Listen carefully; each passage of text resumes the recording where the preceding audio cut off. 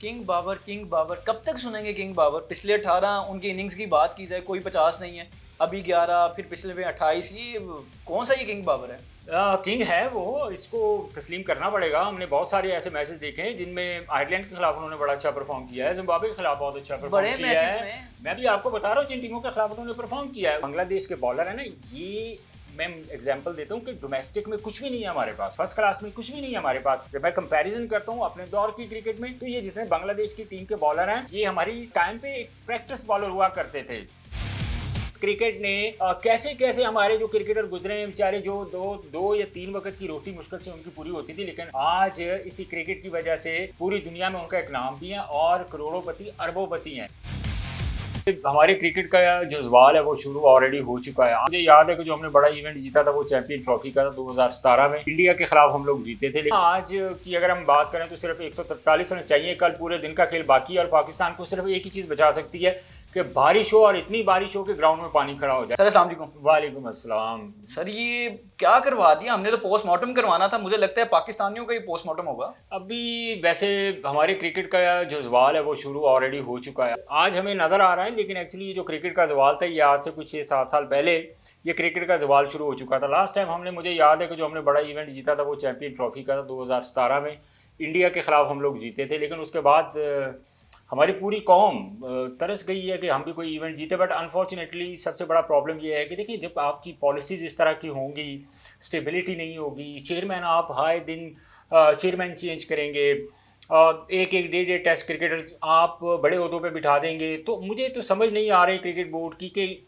आपके पास क्या प्लेयर कम ख़त्म हो गए हैं, या जो इतने बड़े बड़े नाम थे, लाइक जिस तरह के मैं अगर बात करूं तो बहुत सारे ऐसे नामवर क्रिकेटर्स हैं, बहुत सारे नाम भी हैं, बहुत सारे पाकिस्तान क्रिकेट बोर्ड में काम भी कर चुके हैं। लेकिन देखिए, जब तक आप फ्री हैंड नहीं देंगे ना, और आप सीरियसली क्रिकेट के ऊपर ग्रास रूट लेवल के ऊपर काम नहीं करेंगे, तो बांग्लादेश क्या, आप आयरलैंड से भी आप का जीतना मुश्किल हो जाएगा। शाहनवाज भाई, हमने अफगानिस्तान से हारता हुआ भी देखा, हमने यूएसए से हारता हुआ भी देखा, और ये बांग्लादेश बच गया था जिसके बारे में कहते थे ये तो हमारे यहाँ कुछ भी नहीं है, और आज बांग्लादेश भी हमें क्लीन स्वीप करने के करीब पहुंच गई है। एग्जैक्टली ऐसा ही है। अब देखिए ना, आज की अगर हम बात करें तो सिर्फ 143 रन चाहिए, कल पूरे दिन का खेल बाकी है और पाकिस्तान को सिर्फ एक ही चीज़ बचा सकती है कि बारिश हो, और इतनी बारिश हो कि ग्राउंड में पानी खड़ा हो जाए। अदरवाइज मुझे नहीं ऐसा लग रहा, या कोई चमत्कार हो जाए, अल्लाह अल्लाह की तरफ से कोई ऐसा मौजज़ा हो जिसकी वजह से वो, मतलब अनप्रिडिक्टेबल टीम तो है ये पाकिस्तान, कुछ ऐसा हो जाए कि ये मैच ड्रॉ हो जाए और बांग्लादेश ना जीते।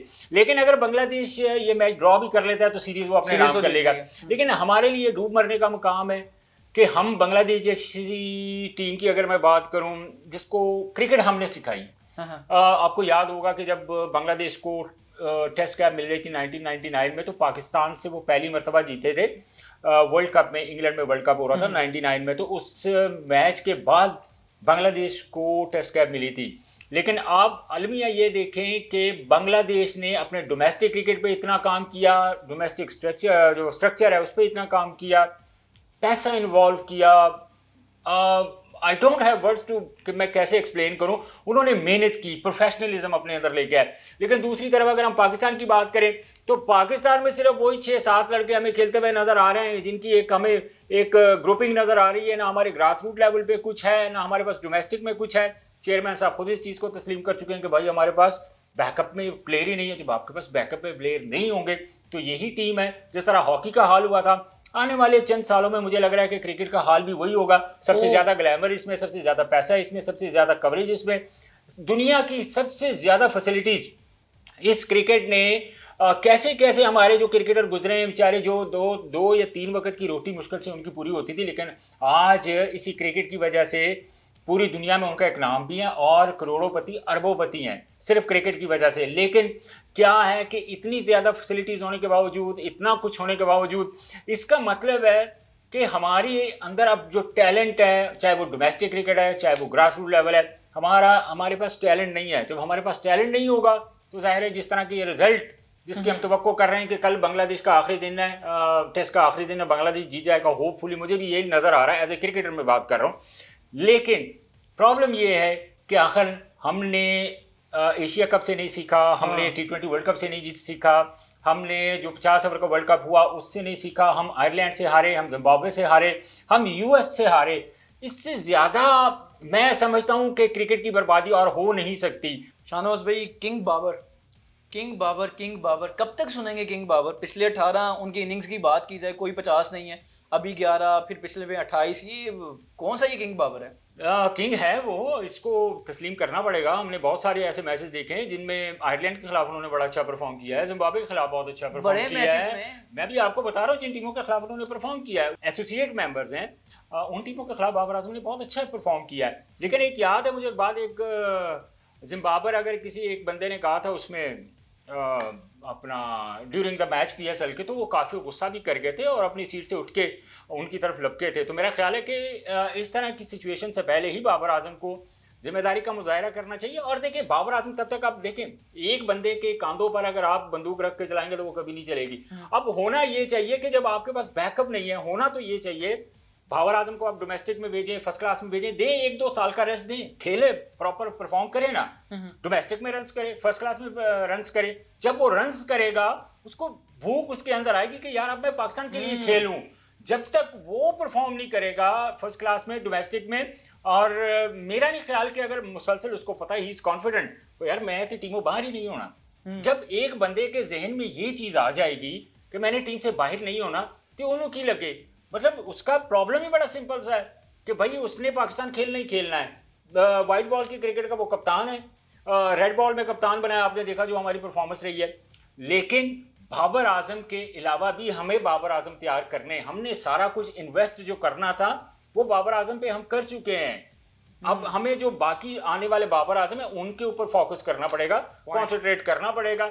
लेकिन मैं समझता हूँ कि 5 या 6 लड़के देखें ऐसे थे जिनको हम टीम से रिलीज करके उनको रेस्ट करवाते, उनको डोमेस्टिक में फर्स्ट क्लास में भेजते। अनफॉर्चुनेटली मीर हमजा को खिलाया आपने, खुरम शहजाद ने बड़ी उम्दा बॉलिंग की, मीर हमजा ने बड़ी उम्दा बॉलिंग की। आपको पता ही नहीं है कि हमने किस मैच में कौन से प्लेयर खिलाने हैं। आप अगर इन प्लेयर्स की जगह लाइक बाबर आजम थे, 3-4 और जो हमारे जो सीनियर प्लेयर थे उनको अरेस्ट करवाते। कौन कौन से, जरा नाम बता दें बाकियों के। मैं देखें, आप रिजवान को भी अरेस्ट करवा सकते थे, उसके अलावा आप बाबर आजम को अरेस्ट करवा सकते थे, फिर इसके अलावा मैं अगर कहूँ को सरफराज को भी आप अरेस्ट करवा सकते थे। इनकी जगह अगर आप 3-4 लड़के जो डोमेस्टिक में परफॉर्मर हैं, जिनकी हक तलफी हुई है और इनको बड़ी तकलीफ है, अगर वो 3-4 लड़के आप प्लेइंग 11 में डालते तो क्या दुख था, हार ही जाते ना। लेकिन एक वक्त आता है वो टीम में सेट होते, कॉन्फिडेंस उनके अंदर आता, आने वाले मैचेस में वो आपको परफॉर्म करते हुए नजर आते। लेकिन कम अज कम ये तो गिला कोई ना करता ना कि यार हमारे बैकअप पे कोई नहीं है। तो जाहिर है जब बैकअप पे नहीं होगा तो फिर आपको इनके ऊपर रिलाई करना पड़ेगा, और वो बार बार as a nation, as a Pakistani nation, मैं समझता हूँ कि मुझे तो अभी तक बहुत मायूसी हुई है। पिछली 11-12 इनिंग्स उठा के देख लें आप बाबर आजम की, कि बुरी तरह उनका फेलियर हुआ है, और शॉट्स भी जैसे इतने बड़े बड़े वो कर रहा है। हाँ। और बांग्लादेश के बॉलर हैं यार, मैं समझता हूँ शाम के जो बांग्लादेश के बॉलर है ना, ये मैं एग्जांपल देता हूँ कि डोमेस्टिक में कुछ भी नहीं है हमारे पास, फर्स्ट क्लास में कुछ भी नहीं है हमारे पास। जब मैं कंपैरिजन करता हूँ अपने दौर की क्रिकेट में, तो ये जितने बांग्लादेश की टीम के बॉलर हैं, ये हमारी टाइम पे एक प्रैक्टिस बॉलर हुआ करते थे कि प्रैक्टिस ये करवाएं बैटर्स को। तो जो प्रैक्टिस करने वाले बॉलर हैं उनको अगर आप देखें तो आप क्या समझते हैं कि बाबर आजम जो है, जो काफ़ी रन्स भी बना चुके हैं, मतलब काफ़ी टीमों के खिलाफ रन्स भी कर चुके हैं, वो इस तरह का परफॉर्म करेंगे। लेकिन सवालिया निशान है इस वक्त हमारी सिलेक्शन कमेटी के ऊपर कि क्या उन्होंने सिलेक्शन का क्राइटेरिया बनाया है। मेरी समझ में एज ए क्रिकेटर अभी तक तो समझ नहीं आया कि उनकी सिलेक्शन का क्राइटेरिया क्या है।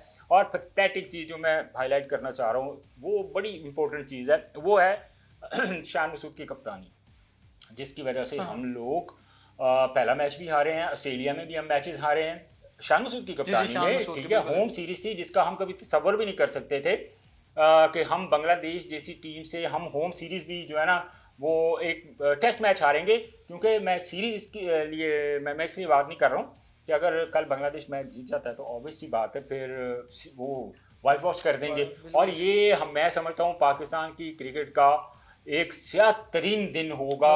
I believe on this thing कि खुदारा हमारी तो जो इस वक्त कुर्सियों पे बैठे हैं उनसे रिक्वेस्ट ही है कि क्रिकेट ही हमारी आइडेंटिटी है, पूरी दुनिया में एक वेल नॉन कंट्री है पाकिस्तान क्रिकेट के हवाले से। लेकिन जो सिचुएशन चल रही है मुझे नहीं लग रहा कि जो अगर यही पोजीशन रही तो फिर हम जिम्बाब्वे से भी नीचे चले जाएंगे, आयरलैंड से भी नीचे चले जाएंगे। अफगानिस्तान तो वैसे ही हमारी जो है ना हमें 50 ओवर की क्रिकेट में हरा चुका है, 20 ओवर की क्रिकेट में हम हार चुके हैं। तो मेरा ख्याल है कि एक सादा सा सवाल है, वन लाइनर, बाबर आजम की टेस्ट क्रिकेट में जगह बनती है या नहीं बनती? बाबर आजम की इस वक्त पाकिस्तान टीम में जगह नहीं बन रही। नहीं मैं आपको बताता हूँ उसकी, मैंने वजह आपको बता दी, मैंने पहले भी आपको उसका एक्सप्लेन किया कि बाबर आजम को आपने अगर रेस्ट नहीं करवाया और मुसलसल आप उसको देखिए, जब कोई भी बैटर आउट ऑफ फॉर्म होता है और आप उसको मुसलसल खेलते जाते हैं तो कॉन्फिडेंस लेवल ज़मीन पर गिर जाता है। वहाँ बेहतरीन चीज़ ये होती है कि आप उसको उस इन्वायरमेंट से निकाल दें। जब आप उसको इस इन्वायरमेंट से निकालेंगे, वो क्रिकेट से थोड़ा सा दूर होगा, थोड़ा रिलैक्स होगा, अपनी कंसंट्रेशन जो है वो दूसरी तरफ लेके जाएगा, क्रिकेट से निकलेगा। तो मेरा ख्याल है कि जब वो कम बैक करेगा, वो 1 साल बाद कम बैक करवाएं, 2 साल बाद कम बैक करवाएं, तो उसके बाद आपको बाबर आजम डिफरेंट नजर आएगा। लेकिन अगर आप समझते हैं कि हमने इसी तरह आउट ऑफ फॉर्म बाबर को खिलाते जाना है, तो फिर आप देखें कि आप बाबर आजम के कैरियर, जो बाकी उनका कैरियर बचा है, उनके साथ आप फिर खेल रहे हैं, इससे बढ़कर और कुछ भी नहीं। हमने देखा है कि ब्राड ने अच्छी बॉलिंग की थी, भाई को साइड पे बिठा दिया गया, वो बेचारा फिर बाहर बैठ के देखता रहा। अब खुरम ने बहुत अच्छी बॉलिंग की है, क्या मुस्तकबिल में इनके साथ भी ऐसा ही होगा? जो अच्छे बॉलर जाते हैं उन्हें साइड पे कर दिया जाता है, ये ग्रुपिंग की वजह से होता है, ये वजह क्या होती है? देखें, ग्रुपिंग तो खैर बड़ी देर से चलती आ रही है एहतिशाम। ये अगर हम 80s की क्रिकेट देखें तो 80s की क्रिकेट से लेके आज तक ये जो ग्रुपिंग है ये चलती आ रही है। बट बात ये है कि हमेशा जो ओहदेदार बैठे हुए हैं ना क्रिकेट बोर्ड के, अगर वो कोई बात कर रहे हैं ना, उनके पास इख्तियार है इस वक्त, अगर वो कोई बात कर रहे हैं तो उसके ऊपर वो इम्प्लीमेंट करवा सकते हैं, तो उनको इम्प्लीमेंट करवाना चाहिए, एक चांस लेना चाहिए। हम आज से 12 साल 15 साल पहले करें जी हम एक नई टीम बना रहे हैं, ठीक है जी, उसके ऊपर काम करेंगे, क्या होगा, 1 सीरीज हार जाएगी, 2 हार जाएगी, लेकिन सेट हो जाएगी। लेकिन वो आज तक प्रैक्टिकली हमें होता हुआ नजर नहीं आया।